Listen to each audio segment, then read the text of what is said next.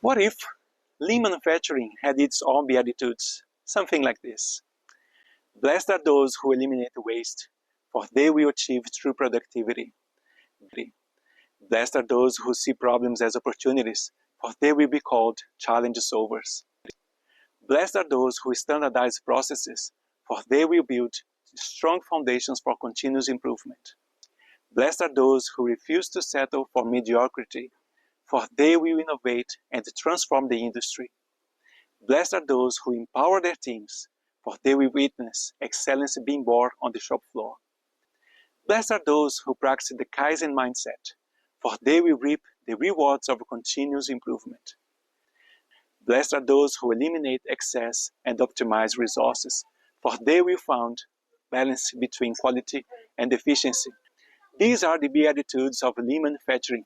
If you want to grow, transform, and improve, start applying these principles today.